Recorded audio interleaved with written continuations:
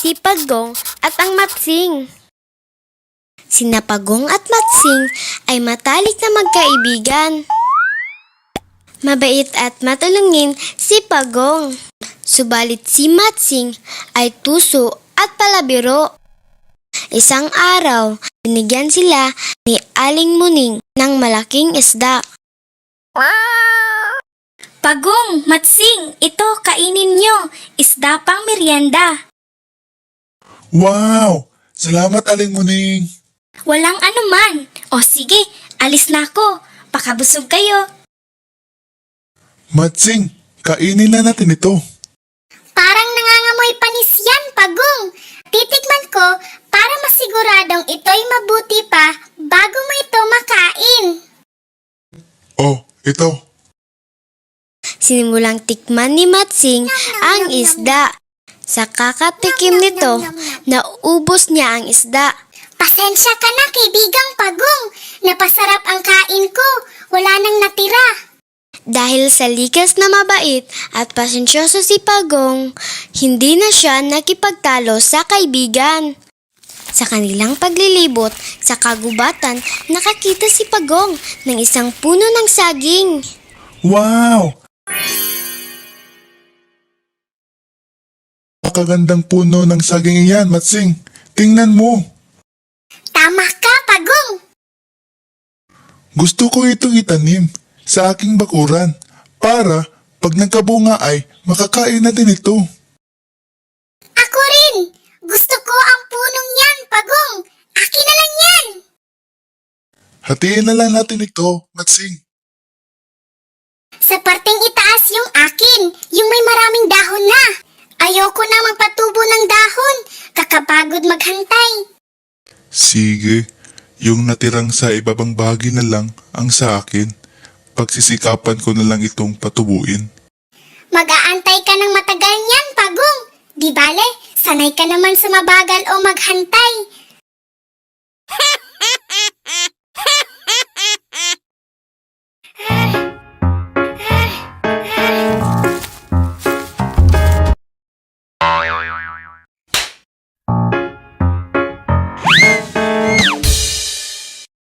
Umuwing masaya si Matsing. Dala ang maladahong bahagi ng puno. Samantalang si Pagong ay malungkot sa dala niyang ibabang bahagi ng puno na may ugat.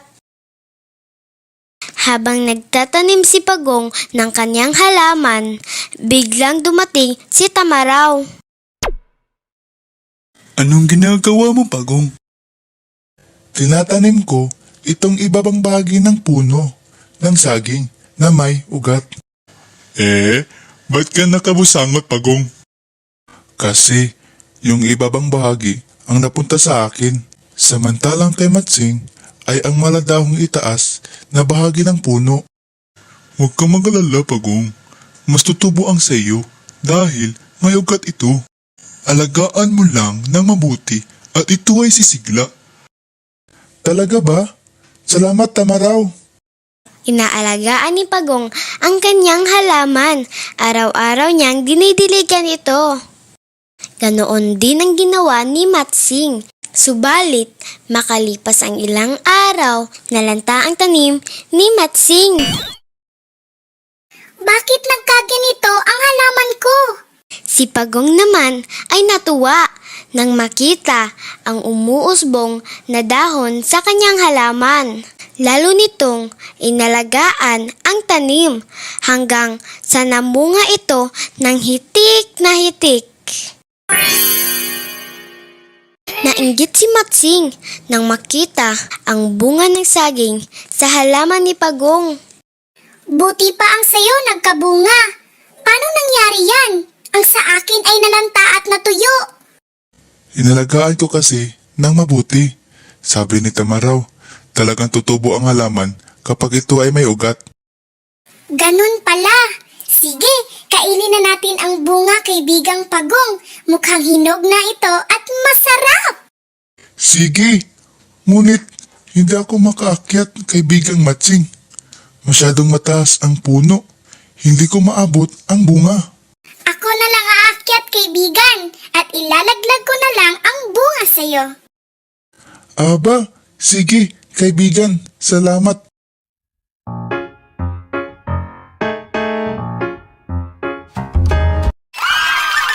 Nang makarating na si Matsing sa taas ng puno, kinain niya ang lahat ng bunga. Wala itong itinira para kay Pagong. Nom nom nom nom. Nom nom nom nom nom. Nom nom nom nom nom. Nom nom nom nom nom. Matsing, kaibigan, naglagan mo na ako ng bunga. Pasensya ka na, Pagong. Gutom na kasi ako. Naubos ko na lahat ang saging. At nakatulog si Matsing sa sobrang kabusugan. Galit na galit si Pagong. Kung kaya habang natutulog si Matsing, naglagay ng mga tinik sa ilalim ng puno si Pagong. Nang magising si Matsing ay nakita niya ang mga tinik, kaya't humingi ito ng tulong kay Pagong. Pagong, kaibigan, tulungan mo ako. Alisin mo na ang tinik dyan sa baba. Magagabi na at parang uulan pa. Tulong, kaibigan. Ayoko, madamot ka kasi at sarili mo lang ang iyong iniisip. Diyan ka na lang at uuwi na ako. Mukhang uulan na. Pagong, huwag kang umalis. Tulungan mo ko, kaibigan. Pagong, huy, Pagong, tulong. Makalipas ang sandali, nagsimulang bumuhos ang malakas na ulan. Walang magawa si Matsing kundi bumaba sa puno ng saging. Aray, aray, aray. Aray, aray, aray. Daing ni Matsing sa sobrang sakit ng mga matutulis na tinik. Gagantihan kita, Pagong. Humanda ka. Kinabukasan, kahit mahapdi pa rin ang sugat ni Matsing, ay hinanap niya si Pagong. Nakita niya ito sa may kakahuyan. Kinuha ni Matsing si Pagong. Oh no! Natakot na takot. Bitawan mo ko, kaibigang Matsing. Anong gagawin mo sa akin? Tatadtarin kita ng pinong-pinong, Pagong. Nag-isip ng paraan si Pagong para maisahan ang tusong Matsing. Kaibigan, kapag ako'y iyong tinadtad, dadami lang ako at susugurin kita at kakainin. Gusto mo yon? Napaisip si Matsing. Di susunugin na lang kita hanggang ikaw ay maging abo. Ramdam mo ba ang aking bahay na hawak mo? Hindi tinatabla ng apoy yan. Sa kapal at tibay nito. Napaisip muli si Matsing hanggang maisipan niyang pumunta sa dalampasigan. Itatapon na lang kita sa dalampasigan hanggang sa malunod ka. Lihim na natuwa si Pagong. Nagpanggap itong takot sa dalampasigan. Kaibigan, wag. Maawa ka sa akin. Ayoko sa tubig. Parang awa mo na. Tuwang-tuwa si Matsing sa pag-aakalang magagantihan na niya si Pagong.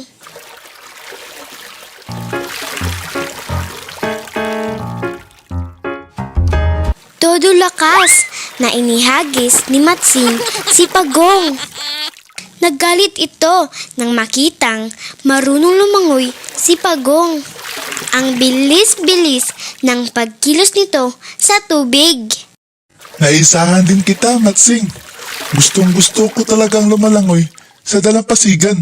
Ang sarap magbabad sa tubig. Halika, kaibigan. Langoy tayo. Woo! Wee!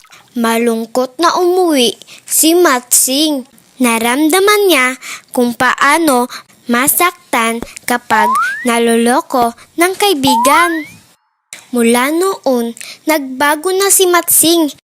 Hindi na sila muling nagkita ni Pagong. Matalino man ang Matsing, naiisahan din.